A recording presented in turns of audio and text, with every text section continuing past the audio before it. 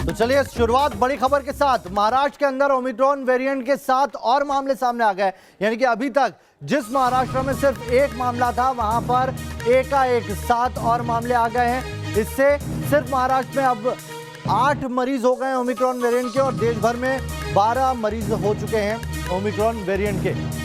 बता दें आपको, बहुत तेजी से फैलने की आशंका जताई जा रही थी जिसकी, और उसका असर अब दिखने भी लगा है। इधर दूसरी तरफ कानपुर आईआईटी के प्रोफेसर ने जनवरी के अंदर ये बताया है कि तीसरी लहर आ सकती है। कुल कितने कहां पर है, एक बार जल्दी से नजर डाल देते हैं, बता देते हैं आपको। महाराष्ट्र में ओमिक्रॉन मरीजों की संख्या 8 हो गई है। पिंपरी चिंचवड़ में 6 और पुणे में ओमिक्रॉन का 1 केस मिला है। मुंबई में भी 1 केस है, 1 केस दिल्ली में है। कर्नाटक में सबसे पहले 2 केस मिले थे बेंगलुरु में, और गुजरात में 1 केस है। कुल मिलाकर 12 हो चुके हैं अब ओमिक्रॉन वेरिएंट के मरीज।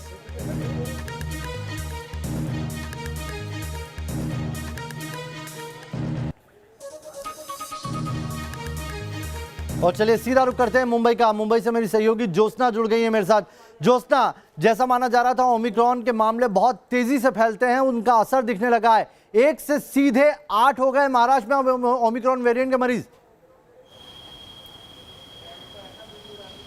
जी बिल्कुल सही कहा। महाराष्ट्र प्रशासन की तरफ से अभी जो नोटिस आई है, जो पेपर निकला है, तो वहाँ से पता चला है प्रेस नोट में कि अभी महाराष्ट्र में ओमिक्रॉन के जो मरीज़ है उनकी संख्या 8 हो गई है। हालांकि देश की आर्थिक राजधानी और कोरोना के पहले और दूसरी लहर में सबसे पीड़ित जो शहर था मुंबई में एक भी मरीज़ नहीं निकला है। लेकिन मुंबई से सटे कल्याण डोंबिवली में एक मरीज़ सबसे पहले महाराष्ट्र में सामने आया था, और उसके बाद जो पुणे और पुणे से सटे पिंपरी चिंचवड़ है वहाँ पर कुल मिला के 6 मरीज़ सामने आए हैं। और महाराष्ट्र मुंबई से सटे जो इलाके हैं वहाँ पर 2 मरीज सामने आए हैं। जो पिंपरी चिंचवड़ और पुणे की बात हम लोग कर रहे हैं, तो पिंपरी चिंचवड़ में जो मरीज सामने आए हैं वो महिला नाइजीरिया से पुणे आई थी, और पुणे आने के बाद वो अपनी 2 बेटियों को लेकर साथ आई थी। तो वहाँ पर टेस्टिंग पे उनको वो कोरोना पॉजिटिव पाई गई थी, और जिसके बाद उनका जब जीनोम सीक्वेंसिंग किया गया तब वो महिला और उसकी 2 बेटियाँ जो है वो ओमिक्रॉन से जो है वो बाधित निकली। उसके बाद उनके जो, क्योंकि राज्य सरकार का और केंद्र सरकार का कहना है कि जो भी विदेशी जो लोग आते हैं और जिनकी कोरोना पॉजिटिव टेस्ट पॉजिटिव आती है, तो उसके बाद उनके जो रिश्तेदार होते हैं जिनके संपर्क में वो आ चुके होते हैं, या उनके आसपास के लोग, चाहे फिर या उन्होंने जिस टैक्सी से ट्रैवल किया हो, उन सब का भी कोरोना टेस्ट और जीनोम सीक्वेंसिंग करना बहुत ज़रूरी है। इसीलिए वो महिला जब अपने भाई से मिलने आई तो उस भाई के बच्चों का और उस भाई का भी कोरोना टेस्ट किया गया, और अब उस महिला के परिवार के कुल 6 लोग, खुद महिला, उसकी 2 बेटियां, उसका 45 साल का भाई और उसके 2 बच्चे, ये सभी लोग जो है एक ही परिवार के 6 लोग ओमिक्रॉन से जो है वो बाधित निकले। इसके बाद अभी पुणे और पिंपरी चिंचवड़ महानगर पालिका जो है वो ये कोशिश कर रही है कि उनके संपर्क में और कितने लोग आए हैं उनकी भी जांच करनी पड़ेगी।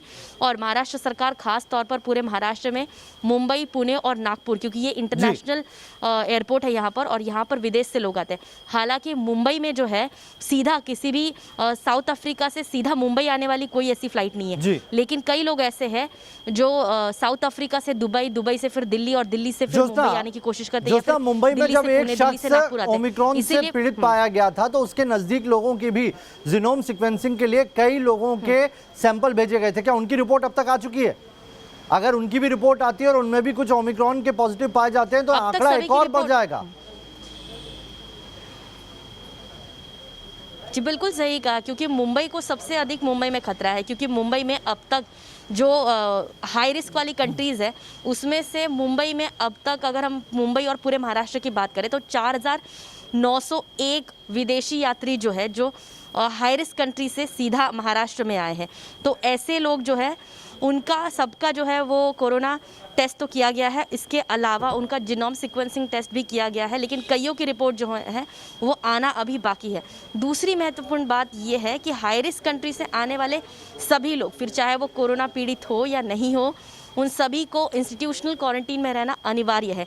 लेकिन कई लोग जो है वो फ्लाइट बदल कर मुंबई, पुणे या नागपुर आ रहे हैं, तो इसीलिए उनको जांच करना, उनको ट्रेस करना थोड़ा चैलेंजिंग है प्रशासन के लिए, लेकिन इस पर पूरी तरह से काम चल रहा है। क्योंकि अगर विदेश से यात्री मुंबई, पुणे, नागपुर एयरपोर्ट पर उतरता है तो उनके लिए खास तौर पर जो विदेशी या फिर हाई रिस्क कंट्री से आ रहे हैं उनके लिए खास तौर पर एक बड़ा डेटा बता रहे हैं आप ज्योत्सना, जितने लोगों की जीनोम सीक्वेंसिंग हुई है, क्वारंटीन सेंटर, जी एक बड़ा डेटा बता रहे हैं, लेकिन कई लोग ऐसे हैं जो इस लिस्ट से गायब भी हो गए हैं, जिनकी भी तलाश की जा रही है, जो मिसिंग पर्सन्स है, उनकी संख्या कितनी है?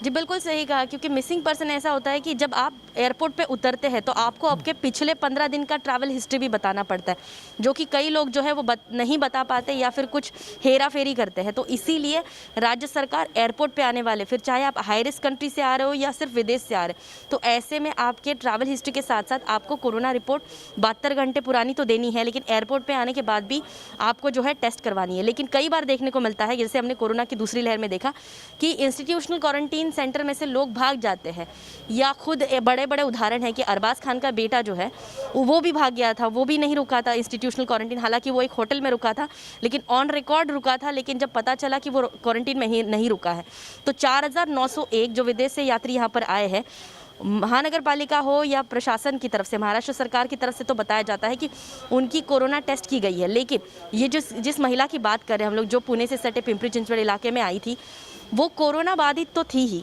उसके अलावा ओमाइक्रॉन से भी वो पीड़ित थी। तो इसका मतलब साफ है कि वो इंस्टीट्यूशनल क्वारंटीन में नहीं रही। तो इसीलिए कई ऐसे लोग हैं, हम कह सकते हैं दावे के साथ, कई ऐसे लोग हैं जो इस टेस्टिंग से बचते हैं और अपने घर पहुंचते हैं, जबकि रूल ये बताता है, दिशा निर्देश ये बताते हैं कि आपको इंस्टीट्यूशनल क्वारंटीन, यानी कि महानगर पालिका द्वारा जो क्वारंटीन सेंटर सरकार का क्या कदम है, तो आपको वहां पे रुकना है। ज्योत्सना, सरकार क्या कदम उठाने जा रही है? क्या सख्ती करेगी सरकार अब, क्योंकि कोई और रास्ता दिखाई दे नहीं रहा है? जी बिल्कुल, क्योंकि अगर इस तरह के केसेस सामने आते हैं कि लोग प्रशासन के जो गाइडलाइन है उनको फॉलो नहीं कर रहे और चुपचाप अपने घर निकल रहे, या फिर ऑन पेपर दिखा रहे कि हम लोग इंस्टीट्यूशनल क्वारंटीन में है, लेकिन आगे जाके वो जो है, क्योंकि 7 दिन का क्वारंटीन पीरियड है, 7 दिन आपको इंस्टीट्यूशनल क्वारंटीन में रहना है। अगर ये महिला एयरपोर्ट पे उतरने के बाद इंस्टीट्यूशनल क्वारंटीन सेंटर में नहीं गई है और वो सीधा अपने घर गई है, तो इसका मतलब साफ है कि उसने अपने परिवार, उसके और उसके बच्चों की वजह से, उसके जो रिश्तेदार है जहाँ पर वो रहने के लिए आई थी, उनको भी ये ओमाइक्रॉन जो है वो उससे बाधित हुए हैं। तो इसका मतलब साफ है कि अभी सरकार इसके लिए सख्त से सख्त कदम ज़रूर उठाएगी, क्योंकि इससे पहले भी राज्य सरकार ने, प्रशासन ने चेतावनी दी है कि अगर हम लोगों को कहीं पर भी लापरवाही, फिर चाहे वो प्रशासन अधिकारियों की तरफ से हो, चाहे लोगों की तरफ से हो, अगर लापरवाही दिखाई देती है तो सरकार ज़रूर सख्ती बरतेगी। क्योंकि कोरोना की दूसरी लहर में हम हमेशा देखते हैं कि मुंबई में भीड़ ज़्यादा होती है, मुंबई में इंटरनेशनल पैसेंजर उतरने की संख्या ज़्यादा होती है, तो ऐसे में यहाँ पर खतरा बहुत है, इसीलिए कहीं ना कहीं सख्ती करनी पड़ेगी अगर इस तरह की लापरवाही। चलिए, और जिस तरीके से मामले बढ़ रहे हैं, लगता है ऐसा है ज्योत्सना कि आने वाले वक्त में जो तीसरी